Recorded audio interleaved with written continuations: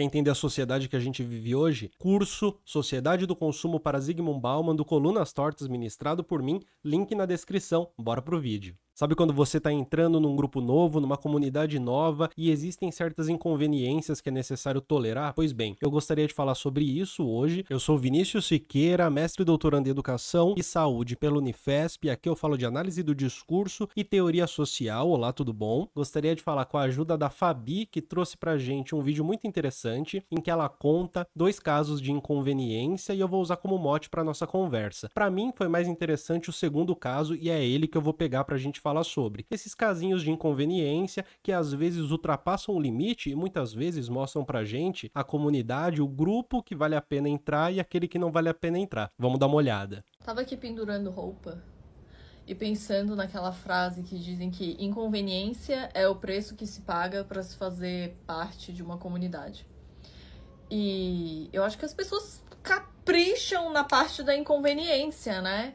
Porque eu tava pensando em atividades que eu gosto de fazer, lugares que eu gostava de ir, e refletindo, por que será que eu parei de ir lá? Por que será que eu parei de fazer isso? E me recordei de 2 episódios que eu vou compartilhar com vocês. O segundo episódio foi no mês passado, que foi meu aniversário. E aí eu pensei o quê? Pensei, vou me dar um presente. Só que eu queria me dar um presente que não fosse... Eu queria me dar uma experiência, não queria me dar um objeto, sabe? E aí eu comprei pra mim uma aula experimental de cerâmica.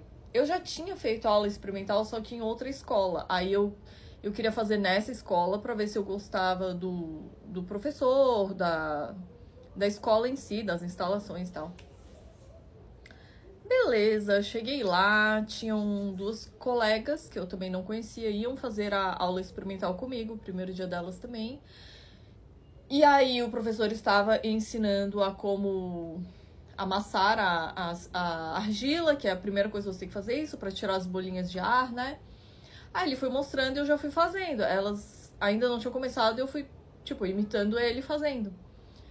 Aí ele olhou pra mim e disse... os olhinhos puxados já começam a sair na frente, né? Isso é um ponto importante, pois há uma tradição de estudos e lutas sociais que envolvem questões raciais que tornam talvez um pouquinho menos provável ou pelo menos mais problematizável que num lugar qualquer, num lugar como esse, alguém diga, um professor diga, o neguinho aí tá fazendo direito, por exemplo, né, para um estranho, o que evidentemente não anula as diversas outras possibilidades de manifestação do racismo no cotidiano, mas especificamente esta está, ainda bem, um pouco mais batida, mesmo ainda existindo. Talvez o mesmo tipo de interpelação não seja tão condenável quando se trata de uma pessoa com ascendência asiática. Tudo se passa como se fosse carinho, o jeito carinhoso de chamar, como se fosse descontração. Isso porque o corpo asiático muitas vezes não é visto como corpo passível de preconceito, de racismo, na medida em que a construção do racismo no Brasil se deu majoritariamente sobre negros por conta da história do nosso país. A comunidade japonesa chegou ao Brasil pela migração, a comunidade negra, por sua vez, chegou ao Brasil via sequestro e escravização. Mas na prática não deixa de ser um corpo estranho, não deixa de ser um corpo que está num espaço que não é o espaço em que talvez seja possível que aquilo que não seja muito bem enquadrado no normal possa circular de boa, apesar de ser este corpo constrangido de maneiras diversas das que o corpo negro costuma ser. Porque no fundo, gente, falar de racismo é falar de supremacia branca. Eu fiquei extremamente desconfortável na hora, porque a minha sensação foi... É verdade, todo lugar novo que eu for com pessoas que eu não conheço, eu vou passar por isso, porque eu não sou um corpo neutro aqui onde eu estou, sabe? Mas eu tentei levar na boa ainda. Olha como eu sou esforçada. Eu ainda tentei levar na boa. Tipo, ele não tá muito acostumado com pessoas asiáticas. Normal, não foi por mal, né? Aí ele começou a falar sobre a história da cerâmica e começou a enaltecer o Japão e as contribuições do Japão, de ceramistas japoneses, para a cerâmica como a gente conhece hoje. Aí eu falei, você sabia que coreanos influenciaram muito a cerâmica japonesa? Aí ele, não sabia, nunca ouvi falar. Eu falei, é verdade. Inclusive, ceramistas, artesãos coreanos eram sequestrados para desenvolver a sua arte, a sua cerâmica no Japão. Aí ele ficou, não sabia disso. Aí eles acharam essa informação interessante e tal. Se você tiver interesse também, dá pra procurar pelo Google. Eu acho que se procurar com palavras-chave em inglês, se você souber falar inglês, é mais fácil de achar. Tem bastante coisa sobre. É uma informação que não é muito conhecida, mas também não é algo escondido, sabe? Só não é tão difundido, eu acho. Enfim. Aí, teve uma hora que a gente estava fazendo cerâmica, eu estava muito engajada no meu potinho de coração que eu estava fazendo. Aí o professor passou por mim e me elogiou, falou assim, tá ficando bom, tá ficando legal. Falei, obrigado. Aí a colega, que estava ao meu lado, olhou para mim e decidiu falar, olha aí, a coreana sequestrada pro Japão.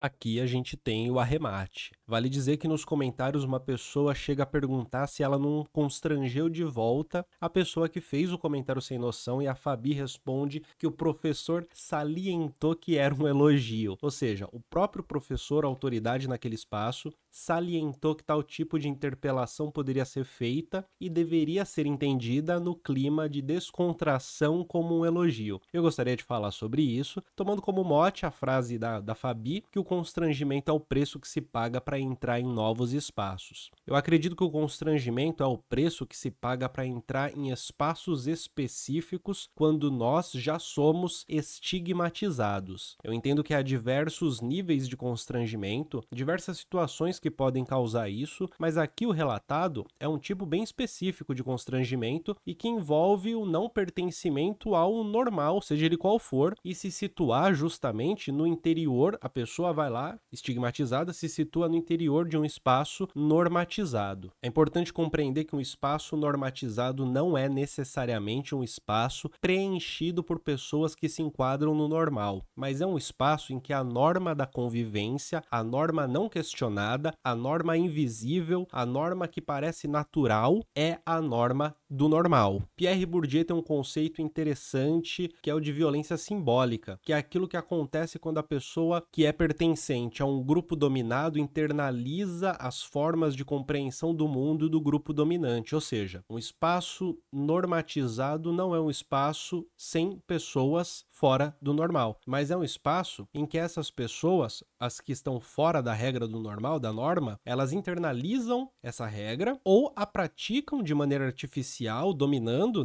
artificialmente, sofrendo de boa vontade as consequências de não pertencerem ao grupo dominante. E aqui de boa vontade eu quero dizer que é quase voluntariamente, seja lá por qual motivo, que o indivíduo possa dizer que passa por isso. É irônico e vale dizer que aqui eu já não estou falando especificamente do local narrado no vídeo, mas eu estou elevando um pouco o nível de abstração para falar de espaços normatizados em geral. Eles sempre são espaços de pureza. São espaços em que há uma população que carrega essa pureza, que todas as outras precisam se submeter. Essa pureza pode ser racial, cultural, pode se manifestar na forma de como se portar, no vocabulário, de qualquer maneira, mas há um núcleo central de onde a norma sai e se desenrola no convívio desse espaço. O sujeito estigmatizado, como um migrante, por exemplo, ele está sempre à mercê disso. E a não ser que encontre uma comunidade de pessoas que também tem a mesma origem, por exemplo, sempre terá em sua etnia ou nacionalidade um fator de estigmatização e de vulnerabilização. É quase como um destino. O convívio com os normais tende a ser um convívio violento porque o normal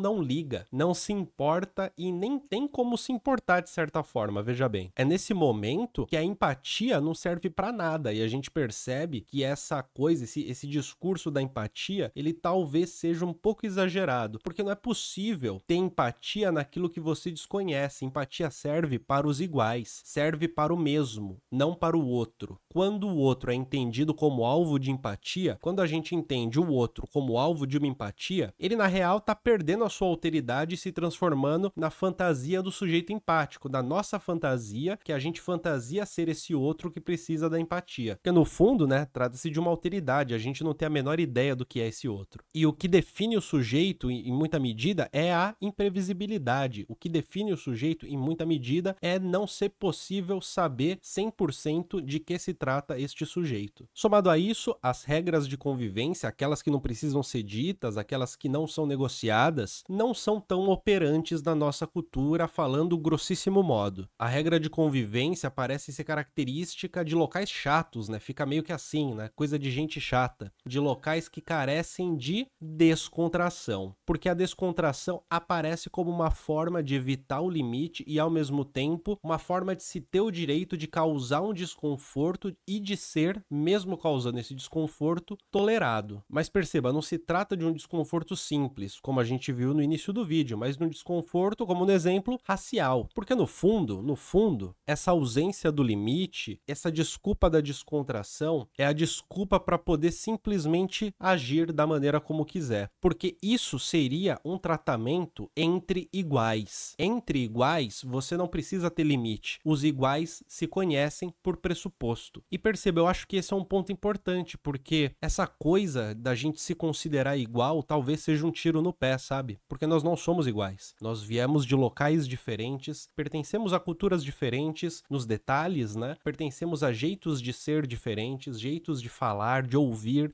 de compreender, de significar muito diferentes. E eu não tô falando só da experiência imediata da vida, mas eu tô falando dos próprios processos que fazem a gente ser gente, a gente ser pessoa, a gente ser vida, vida humana, sujeito em sociedade. Então nós não somos iguais. Podemos até de repente ser em alguma perspectiva biológica, mas aqui numa perspectiva social, cultural, a gente não é exatamente igual. A normatização, por sua vez, fabrica essa igualdade artificial, mas ela não fabrica de fato no corpo das pessoas. Ela se impõe no corpo das pessoas. Ela marca o corpo das pessoas. O que eu tô querendo dizer aqui? A normatização, um espaço normatizado, ele fabrica uma igualdade em que os iguais, aqueles que são os normais, que estão dentro desse campo do normal, eles vão conseguir conviver belamente. E os que não estão nesse campo do normal, nesse campo do familiar, eles vão ter que aguentar, porque vão ser tratados como iguais, mesmo que o tratamento entre os iguais seja violento para quem não faz parte desse grupo do normal. O desconforto, portanto,